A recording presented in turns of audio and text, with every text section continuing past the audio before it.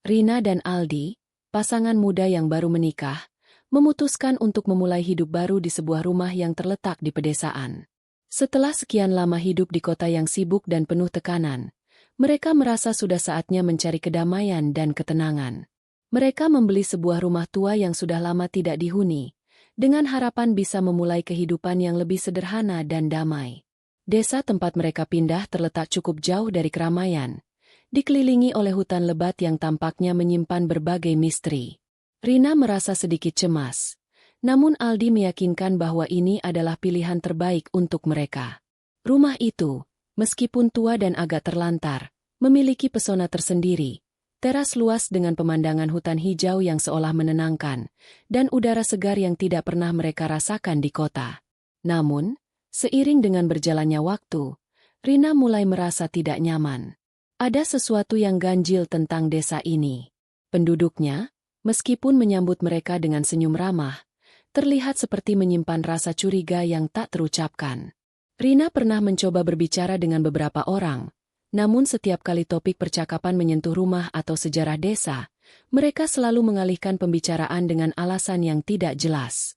Malam pertama mereka di rumah baru, Rina tak bisa tidur. Suara angin yang berdesir di antara pepohonan seolah terdengar lebih keras dari biasanya, dan di kejauhan, ia bisa mendengar suara-suara aneh yang membuatnya terjaga sepanjang malam. Aldi yang sudah tertidur lelap, tampaknya tak merasa ketegangan yang sama. Rina mencoba meyakinkan dirinya bahwa itu hanyalah suara biasa dari alam, tetapi rasa takut yang mendalam tak bisa ia hilangkan. Pada pagi harinya, mereka bertemu dengan seorang wanita tua di pasar desa. Namanya Bu Tuti, dan dia adalah salah satu penduduk yang paling tua di desa itu. Bu Tuti menyambut mereka dengan senyuman yang ramah, tetapi ada sesuatu yang dalam tatapan matanya membuat Rina merasa tidak nyaman. "Kamu tinggal di rumah yang lama itu?"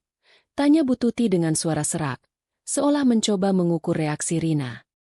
Itu rumah yang memiliki banyak sejarah," lanjutnya pelan, sebelum mengubah topik percakapan.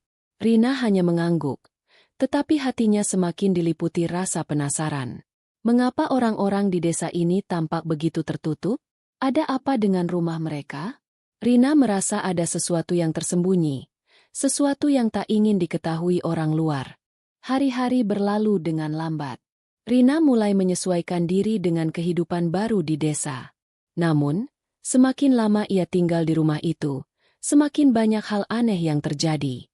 Pintu rumah seringkali terbuka sendiri, meskipun ia sudah memastikannya terkunci sebelumnya. Pada malam hari, Rina merasa ada sesuatu yang bergerak di sekitar rumah. Suara langkah kaki yang samar, suara benda yang terjatuh tanpa alasan yang jelas. Suatu malam, Rina terbangun dari tidurnya oleh suara ketukan yang datang dari luar jendela kamar tidur mereka. Ketika ia mendekat dan membuka tirai, ia hanya melihat kegelapan hutan yang pekat. Tidak ada orang di sana. Ia merasa aneh, tapi mencoba menenangkan dirinya dengan berpikir bahwa itu hanya suara angin atau mungkin binatang hutan. Namun, keesokan harinya, saat ia sedang membersihkan rumah, Rina menemukan sesuatu yang mengerikan di sudut ruangan. Sebuah boneka tua tergeletak di lantai, seolah-olah baru saja dilemparkan ke sana. Boneka itu terlihat sangat kuno, dengan wajah yang sudah pudar dan pakaian lusuh. Rina merasa ngeri saat melihatnya, karena ia merasa boneka itu bukanlah miliknya, dan ia tak tahu bagaimana boneka itu bisa ada di sana. Rasa takut semakin mencekam, tapi Aldi, yang tidak merasakan keanehan yang sama, mencoba meyakinkan Rina bahwa itu hanya kebetulan. "Saya rasa ini boneka yang tertinggal dari pemilik sebelumnya," kata Aldi. "Mungkin ada anak-anak yang bermain di sini." Namun, setiap malam setelah penemuan boneka itu, Rina merasa semakin tidak tenang. Mimpi-mimpi buruk sering datang menghantuinya. Mimpi tentang seorang wanita berpakaian putih yang menangis dengan suara melolong, wajahnya pucat dan matanya kosong. Wanita itu selalu muncul di kegelapan, menghilang begitu Rina mencoba mendekatinya. Rina semakin merasa bahwa ada yang salah dengan desa ini, dan bahwa rumah mereka adalah pusat dari segala keanehan. Puncaknya terjadi suatu malam, ketika Aldi harus pergi ke kota untuk urusan pekerjaan. Rina merasa sangat terisolasi, dan suasana rumah semakin terasa menekan. Saat tengah malam, ia mendengar suara tangisan yang datang dari luar jendela kamar tidur mereka. Tangisan itu semakin lama semakin keras, dan Rina bisa merasakan hawa dingin yang menyelimuti ruangan. Dengan keberanian yang terpaksa dikumpulkan, Rina keluar dan berjalan menuju sumber suara. Di luar, udara terasa dingin dan sepi.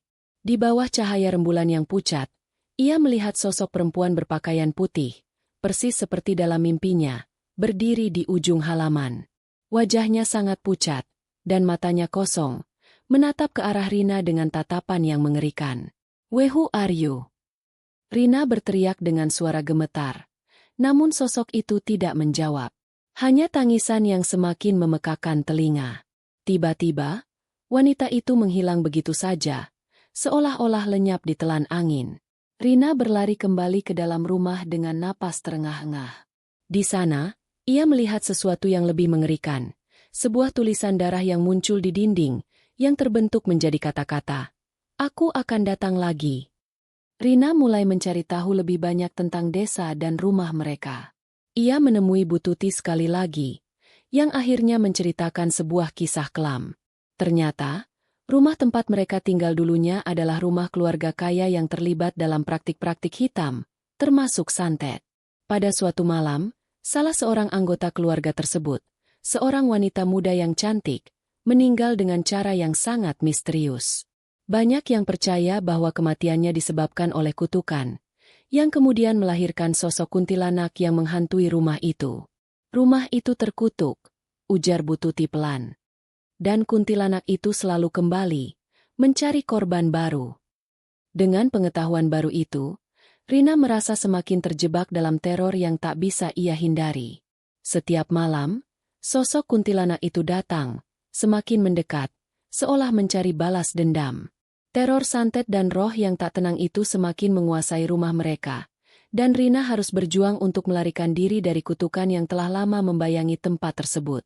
Ketegangan semakin memuncak, dan Rina harus memilih, apakah ia akan terus bertahan dan melawan, ataukah ia akan meninggalkan rumah itu selamanya? Dalam usahanya untuk melawan roh dan santet yang menguasai, Rina harus menghadapi kebenaran yang lebih dalam tentang masa lalu rumah tersebut dan menemukan cara untuk menghentikan kutukan yang menghantui mereka. Kisah ini berakhir dengan pilihan Rina untuk mencari bantuan dari seorang dukun yang memiliki pengetahuan tentang cara mengusir roh dan menghentikan praktik santet. Namun, seperti semua kisah horor, tidak ada yang bisa menghindar dari nasib yang sudah ditentukan, dan harga yang harus dibayar untuk mengakhiri teror ini mungkin jauh lebih besar daripada yang ia bayangkan.